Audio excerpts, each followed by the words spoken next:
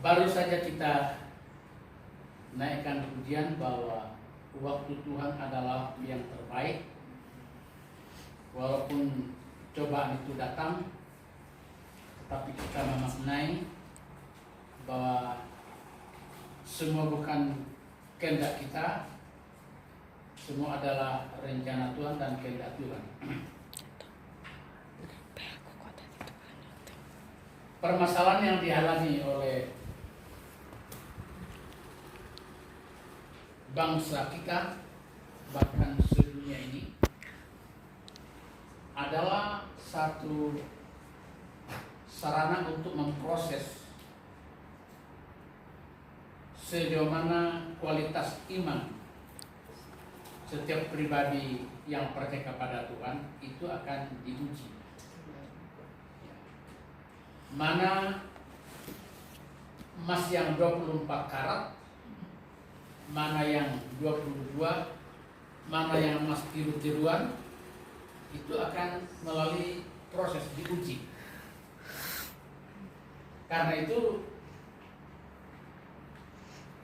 kita harus mengerti kita tergolong kepada ibaratnya itu emas di mana ini? Emas murni atau emas-emasan atau emas tiruan? Mas David. Imitasi. Mas Imitasi. Mas David. Ya. Itulah iman. Siapa yang kuat iman, dia akan bertahan untuk menghadapi persoalan.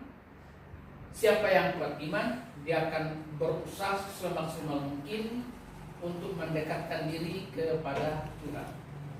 Jadi yang datang pada sore ini adalah orang-orang yang tidak tahan untuk tidak berbakti ya, di rumah, sehingga betul-betul berjuang. Karena rasanya kalau kita tidak berbakti, beribadah di gereja, rasanya hati itu hampa. Tapi kalau kita di gereja, itu ada perbedaannya.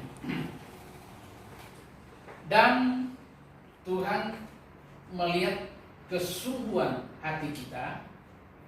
Karena itu Tuhan juga punya hak untuk membalas. Pembalasan itu adalah haknya Tuhan. Dan apa yang kita lakukan sore hari ini, Tuhan sedang merancang kebaikan bagi kita semua. Puji Tuhan. Bagi yang di rumah,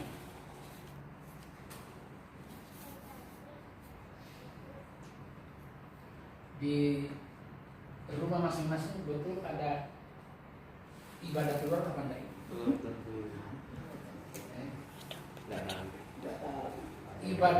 Ibadah di rumah masing-masing berarti jam 4 juga sudah tutup, sudah ada di rumah, duduk untuk mengikuti ibadah yang dipandu dari gereja.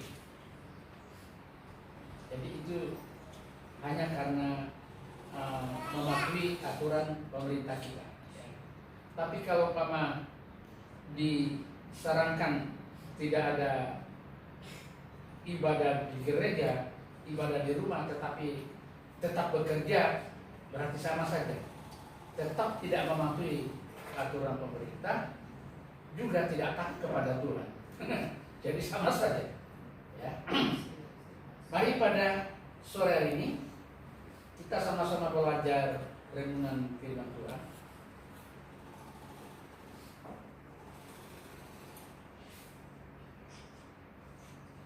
Di dalam Keluaran pasal 11 ayat 4 sampai 7. Keluaran 11 ayat 4 sampai 7. Tolong dibacakan.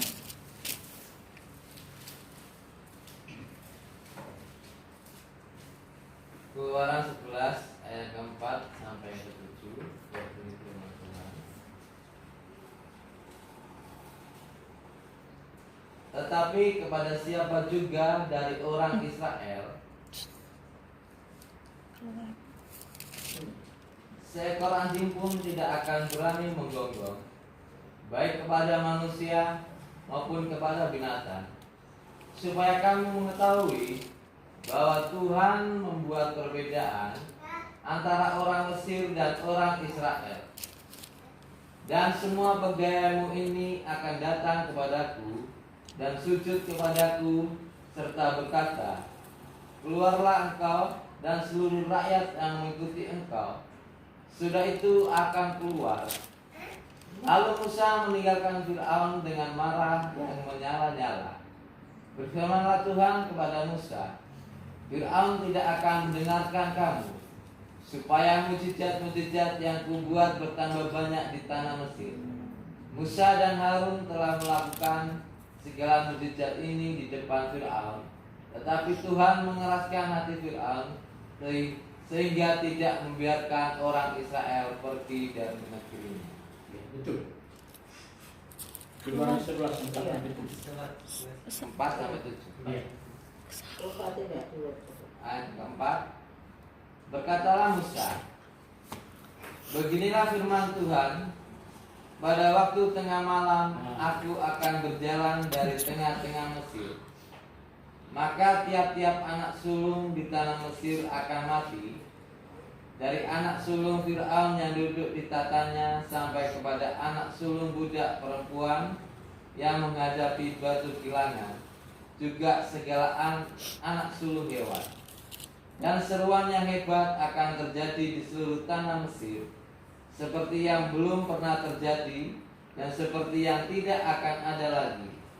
Tetapi kepada siapa juga dari orang Israel, seekor anjing pun tidak akan berani menggonggong, baik kepada manusia maupun kepada binatang, supaya kamu mengetahui bahwa Tuhan membuat perbedaan di antara orang Mesir dan orang Israel. Amin.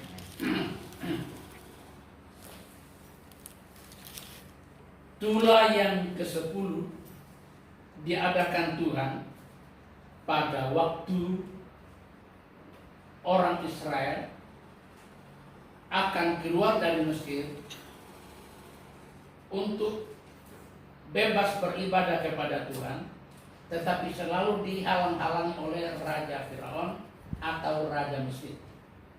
Lalu Tuhan mengadakan tulah, mulai dari tulah yang pertama sampai kepada tulah yang ke-10 adalah kematian anak sulung orang Mesir, kematian anak sulung binatang orang Mesir. Tetapi di pihak orang Israel, seekor anjing pun tidak akan menggonggong, artinya tidak ada kerisauan dan tidak ada ketakutan. Sehingga ada perbedaan antara orang Israel dan orang Mesir. Permasalahan ini dilatar belakangi oleh keinginan orang Israel itu beribadah kepada Tuhan, tetapi dihalang-halangi oleh Raja Mesir, dipekerjakan dengan keras, tidak ada waktu untuk beristirahat, apalagi untuk beribadah. Maka Tuhan mengadakan tulah sampai kepada tulah yang ke-10 melalui Musa dan Harun. Maka tulah yang ke-10 inilah dikatakan pada waktu malam. Pada waktu malam semua orang di dalam rumah, dan saat itulah Tuhan menjalani seluruh negeri, dan ada peristiwa kematian massal, yaitu semua anak sulung baik manusia maupun binatang, supaya kamu mengetahui ada perbedaan antara orang Mesir dan orang Israel. Orang yang rindu beribadah dan orang penghalang untuk beribadah adalah orang Mesir. Itu ada perbedaannya. Pada malam hari itu tidak boleh keluar. Saya dengar pemerintah kita juga sudah mulai mengeluarkan peraturan bahwa mulai hari Senin toko harus tutup, ya, jam 6, sore atau malam. Buka pagi tapi jam 6 malam harus tutup. Ya. Ternyata pada zaman orang Israel juga, ya, pada malam itu tidak boleh keluar. Ya sama ya, tidak boleh keluar.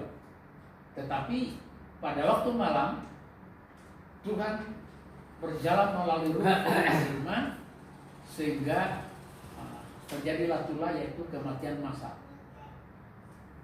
Jadi di pihak di luar Israel itu terjadi tangisan, tetapi bagi orang Israel seekor anjing pun tidak akan kaget atau tidak menggonggong. Dan itulah perbedaan antara orang Israel dan orang Mesir, yaitu orang yang rindu beribadah, lalu sesudah itu Firaun sadar dan memberikan kesempatan bagi orang Israel di bawah pimpinan Musa untuk keluar dari Mesir. Itu yang dimaksud kelepasan atau pasca. Pasca, kelepasan atau pembebasan, ya, dari belenggu. Itu pasca, pembebasan dari belenggu. Kita baca Keluaran 12, perhatikan ya. Keluaran 12 ayat yang ke-12 sampai 13. Mari. Keluaran pasal 12 ayat 12 sampai ke 13. Sebab pada malam ini aku akan menjalani tanah Mesir, dan semua anak sulung dari anak manusia sampai anak binatang akan kubunuh, dan kepada semua Allah di Mesir akan kujatuhkan hukuman. Akulah Tuhan. Dan darah itu menjadi tanda bagimu pada rumah-rumah di mana kamu tinggal. Apabila aku melihat darah itu, maka aku akan lewat daripada kamu. Jadi tidak akan ada tulah kemusnahan di tengah-tengah kamu apabila aku menghukum tanah Mesir. Pada malam itu, kata Tuhan, aku akan lewat mengelilingi tanah Mesir, dan apabila di ambang pintu itu ada darah, percikan darah, maka akan dilewati oleh Tuhan. Tidak kena tulah. Kalau di ambang pintu ada darah, tanda darah itulah satu bukti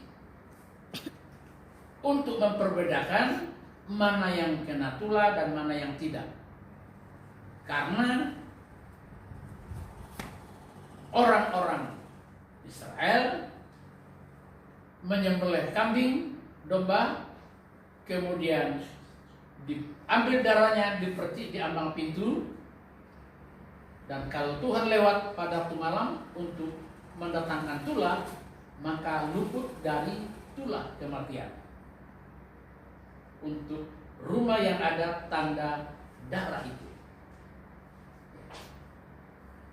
sehingga betul-betul tidak ada kematian, tidak ada kesusahan di antara orang-orang Israel atau rumah orang Israel, hanya kepada orang Mesir. Itu kata Alkitab. Walaupun mungkin bertetangga, ya, rumahnya mepet-mepet, tapi perbedaannya betul-betul signifikan, yaitu ada tanda darah. Itu perbedaan, dan itu tidak akan kena tulah. Tanda darah ini adalah diambil dari binatang yang disembelih. Jadi harus ada pengorbanan. Untuk luput dari tulah harus ada pengorbanan. Pada waktu itu pengorbanannya adalah kambing, domba, atau binatang. Apa hubungannya dengan zaman sekarang? Tulah, kematian yang merajalela hari-hari ini, yang kita tidak bisa menghindar. Apa solusinya supaya kita tidak kena tulah atau penyakit yang mematikan? Kalau sekarang mungkin virus corona masih gelepek sedikit, pusing-pusing sedikit, ya tahu, masih dirawat, ya itu masih dirawat, bisa juga. Syukur kalau sembuh, tapi mati. Tapi kalau ini tanpa gelepek-gelepek, ya tanpa sakit atau mati.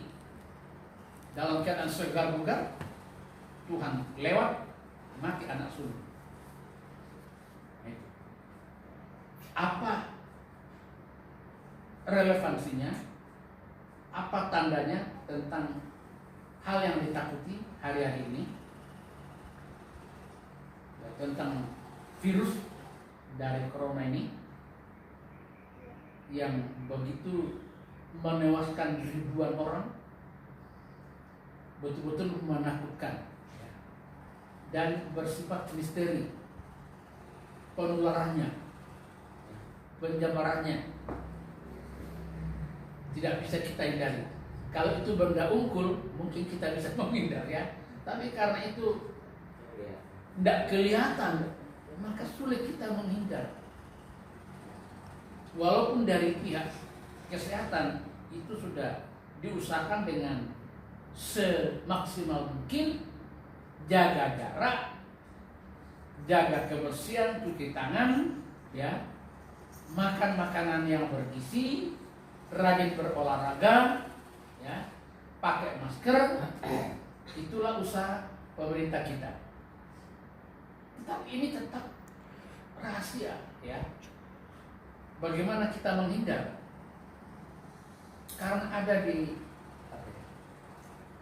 sekitar, tidak berbentuk benda. Ini yang sulit. Secara logika, ya pemerintah kita sudah bagus untuk memberikan arahan sampai-sampai diadakan namanya karantina, karantina sendiri, mengurung diri dalam rumah supaya tidak gampang tertular, dan hati-hati, jaga jarak, jangan bersentuhan, apalagi kalau orang yang datangnya dari daerah yang masuk zona merah itu harus hati-hati. Mungkin datang dari Bali, dari Malang, dari Surabaya, dari Jakarta, walaupun itu keluarga, harus hati-hati untuk bersentuhan atau bersalaman atau berdekatan.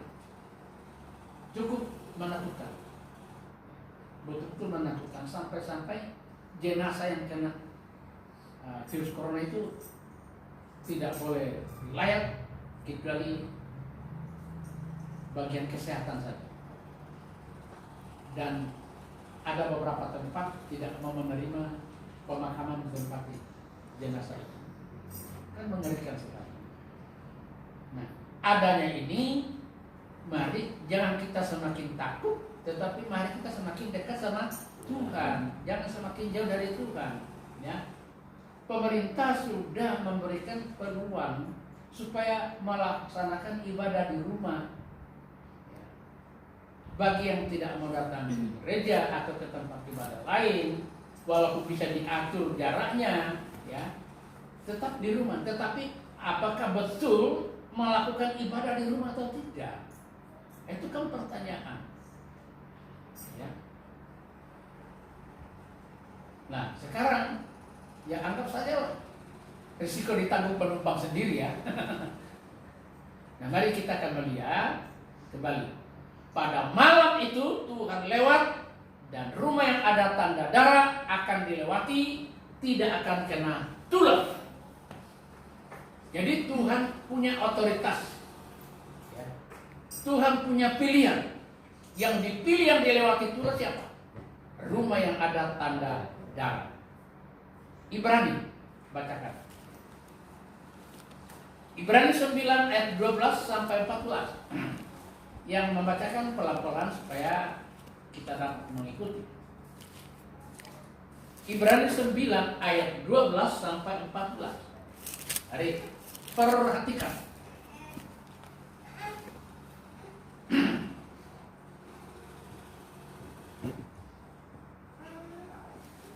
Sudah? Siapa yang ketemu?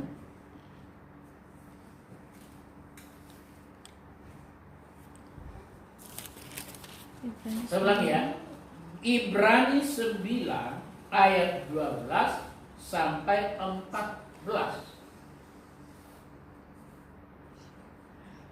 Ibrani 9 ayat 12 sampai 14. Dan ia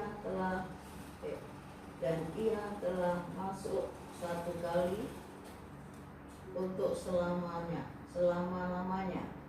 ke dalam tempat yang kudus, bukan dengan membawa darah domba jantan dan darah anak lembu, tetapi dengan membawa darahnya sendiri. Dan dengan itu ia telah mendapat kelepasan yang kekal. Sebab jika darah domba jantan dan darah lembu jantan dan percikan abu lembu muda menguduskan mereka yang najis, sehingga mereka disucikan secara lahiriah, betapa lebihnya darah Kristus yang oleh Roh yang kekal telah mempersembahkan dirinya sendiri kepada Allah sebagai persembahan yang tak tercacat, akan menyucikan hati nurani kita dari perbuatan-perbuatan yang sia-sia, supaya kita dapat beribadah kepada Allah yang hidup. Amin. Amin. Kalau bangsa Israel mengambil kambing domba jantan yang tidak bercela, kemudian dibelai, diambil darahnya, ditaruh di ambang pintu, itulah satu tanda pada zaman Musa supaya tidak kena tulah. Tetapi darah dari anak kambing domba itu hanya bersifat luar atau lahiriah, menyucikan secara lahir, secara luar. Tetapi Ibrani menuliskan bahwa ia sendiri telah masuk ke bait Allah. Siapa ini? Tuhan Yesus sendiri masuk ke bait Allah. Ia telah menyerahkan dirinya, mati di kayu salib, dan menyucikan dosa manusia, tidak hanya luarnya, tetapi menyucikan bagian batin atau bagian dalam. Darah kambing domba hanya luarnya saja, tetapi darah Tuhan Yesus adalah pengganti dari domba di zaman Perjanjian Baru. Itu menyucikan hati nurani. Bagian-bagian dalam itu disucikan, dikuduskan, supaya ada pengampunan dan tidak terjadi kematian, tetapi mengalami kehidupan oleh penebusan darah Tuhan Yesus yang suci.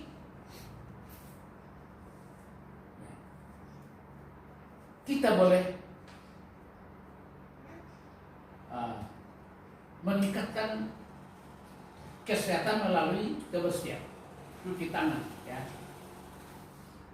Itu bagus secara lahiriah. Tetapi ada virus-virus yang harus disucikan, yaitu dosa yang tersembunyi di dalam hati. Ini virus yang mematikan untuk yang kekal, kehidupan yang kekal, yang akan tidak membawa kita masuk hidup yang kekal kalau dosa di dalam hati itu tidak digarap, tidak disucikan oleh darah Kristus. Dan darah kambing domba itu tidak mampu untuk menyucikan hati nurani manusia, kecuali darah Tuhan Yesus. Dan Tuhan Yesus masuk ke dalam bait Allah untuk melakukan persembahan, yaitu tubuhnya sendiri. Bapak Ibu, saudara yang datang ke bait Allah untuk mengambil persembahan dari Tuhan Yesus di dalam perjamuan suci, lambang dari darah Kristus, ya, itu didapatkan karena Tuhan masuk ke bait Allah, mempersembahkan tubuhnya untuk menyucikan hati nurani oleh darah Kristus. Ya. Demikian juga kita di dalam bait Allah bertemu dengan perjamuan suci, yaitu darah Tuhan Yesus akan menyucikan kita dari dosa. Sekianlah renungan kita pada malam hari ini. Kiranya firman Allah membekali kita supaya kita lebih dekat lagi kepada Tuhan, ya, lebih sungguh-sungguh lagi, jangan separuh-separuh, jangan suam-suam kuku, ya, tetapi betul-betul stabil, imannya kuat untuk cinta Tuhan. Ada banyak cara untuk kita lakukan, datang ke bait Allah. Kalau tidak secara massal pada hari Minggu, silakan datang pada hari-hari lain, ya. Silakan datang. Mungkin datang berdoa di tempat ini di hari-hari lain. Kalau tidak mau kumpul-kumpul banyak orang, kan bisa saja. Ya. Doa pagi ada, siang hari ada. Silakan datang. Kalau tidak mau kumpul dengan orang banyak. Kenapa?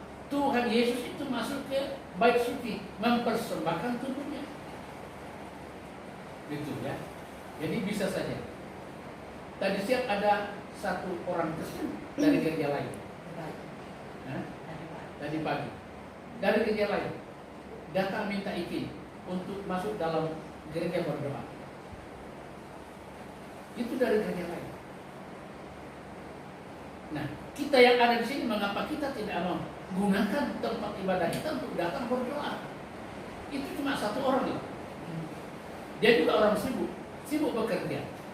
Dia tinggalkan pekerjaannya, dia datang ke bait Allah untuk berdoa. Kenapa? Dia bilang nggak enak kalau cuma ibadah di rumah. Tapi kalau di gereja terlalu mantap, ya. Kalau di gereja, walaupun si orang diri, memang harus kita cinta kepada Tuhan. Mari kita sama-sama angkat sebuah pujian, duduk saja, kita akan masuk dalam perjamuan suci. Sucikan dan kuduskan hati ini, ya. Dan musik. Kita ini saja.